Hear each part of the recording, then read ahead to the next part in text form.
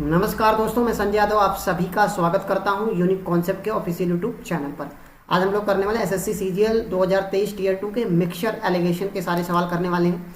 जितने भी सवाल आपके पेपर में आए हुए हैं वो सारे हम लोग विद इन कॉन्सेप्ट करने वाले हैं। तो सबसे पहले आप क्या कर लीजिए, चैनल को सब्सक्राइब कर लीजिए और शेयर जरूर करिए अगर आपको सेशन अच्छा लग रहा हो तो, क्योंकि ये एक सीरीज के तहत चल रहा है। क्योंकि हम टॉपिक वाइज हर एक क्वेश्चन को अच्छे वे में कैसे सॉल्व करना वो सारी चीजें हम लोग सीख पा रहे हैं। तो चलिए स्टार्ट करेंगे। पहला क्वेश्चन आपके स्क्रीन पर आप सब देखिए। पात्र में 40 लीटर दूध रखा गया है। इस पात्र से 4 लीटर दूध निकाल लिया गया और उतना ही पानी उसमें मिला दिया जाए।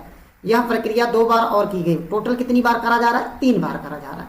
पात्र में अब कितना दूध बचेगा? तो इसका अब एक डायरेक्ट फॉर्मूला हमने यहाँ लिख रखा है। फॉर्मूला याद रख पाए तो ये याद रखिए कि जो वॉल्यूम लेफ्ट होगा वो क्या होगा, equal to original amount into 1 minus amount taken out. मतलब कितना अमाउंट आप बाहर निकाल रहे हैं डिवाइडेड बाई ओरिजिनल अमाउंट, और कितनी बार निकाल रहे हैं पावर में लिख देना।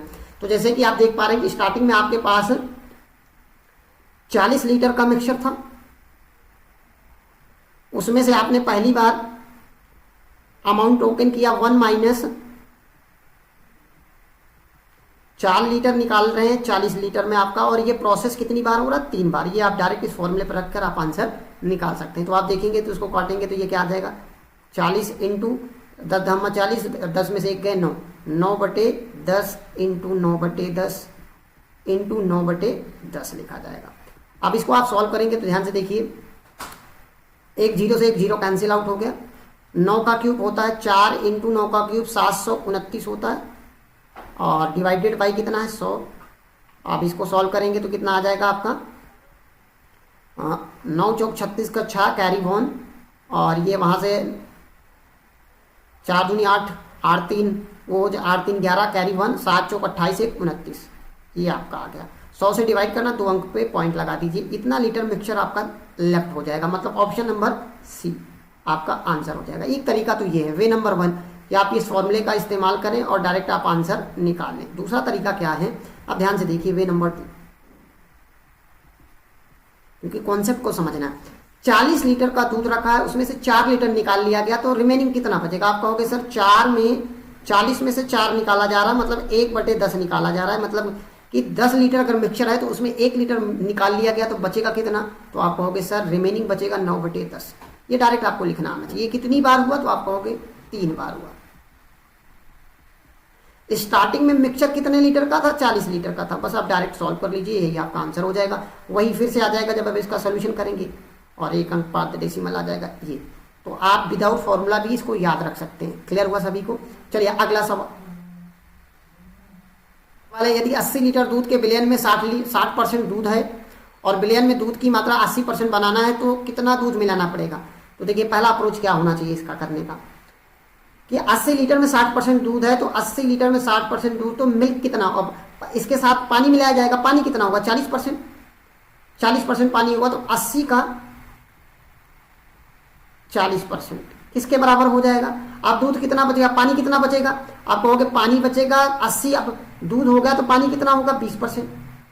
तो 20% ऑफ कितना? 80 और प्लस जो भी मिक्सचर रहा होगा x, जितना आपको मिलाना है। तो सॉल्व कर लीजिए, 2 जीरो से 0 कट गया आपका, 20 दूनी 40, 8 दूनी 16, 160 आ जाएगा, इक्वल टू 80 प्लस x। तो x की वैल्यू यहाँ से कितना आ गया? 80 लीटर आ गया। यस या नो? ये पहला तरीका वे नंबर 1 आप एक लाइन में पढ़ के आंसर निकाल सकते हैं। क्लियर हुआ सभी को? यस या नो? अब ध्यान से समझिए, इसको हम रेशियो में भी कन्वर्ट करके चीज़ों को बना सकते हैं। आप रेशियो में कन्वर्ट करने के लिए क्या करना पड़ेगा, चीज़ों को समझना कैसे पड़ेगा, इस बात को समझना बहुत जरूरी है। कि पहले 60% दूध था, तो मिल्क पहले क्या था? 60, और वाटर 60 है, तो 60% की फ्रैक्शन वैल्यू क्या होती है?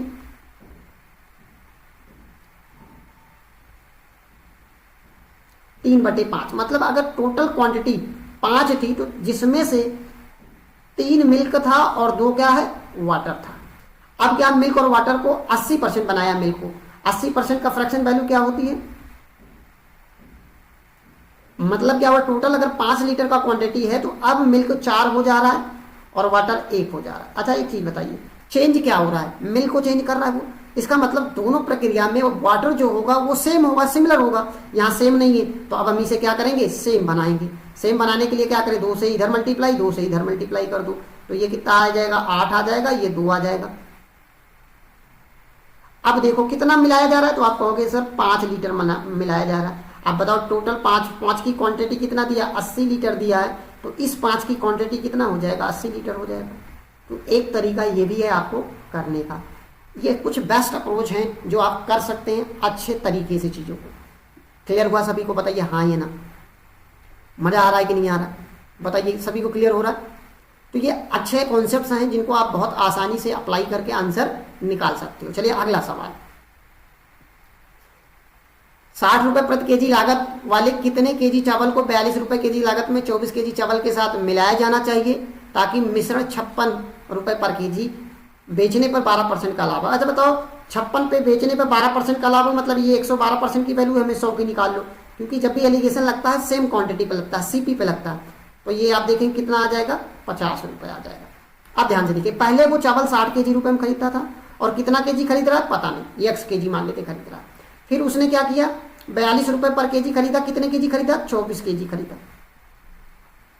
ओवरऑल उसने 50 रुपये पर केजी 56 रुपये में बेचा, तो खरीदा कितने में, 50 रुपये में, दोनों को मिला के। अब एलिगेशन लगा दीजिए आप, यहाँ से अंतर कितने का है, 8 का, और यहाँ अंतर कितने का है, 10 का। क्लियर, काटेंगे तो ये क्या आ जाएगा, 2 चौकाट और ये 2 पंचे 10। अब देखिए 5 की वैल्यू आपको दिया हुआ है 24, कितने गुना हो रहा है ये देखिए, और 4 की वैल्यू आपको निकालना है। क्लियर, तो देखिए 5 की वैल्यू 24 दिया हुआ है, 1 की वैल्यू क्या हो जाएगी 24/5, हमें निकालना क्या है 4 की वैल्यू। तो देखिए ध्यान से सॉल्व करेंगे तो क्या आएगा, 4 दूनी 8 और 4 चौक 16 को 6 और 4 दूनी 8 1 9। ध्यान से समझना है, बहुत इंपॉर्टेंट कॉन्सेप्ट की तरह, डिवाइडेड बाई 5। तो सॉल्व करेंगे कितना आ जाएगा, 5 × 5 19 × 5 = 95, 19.2 केजी आ जाएगा आपका आंसर।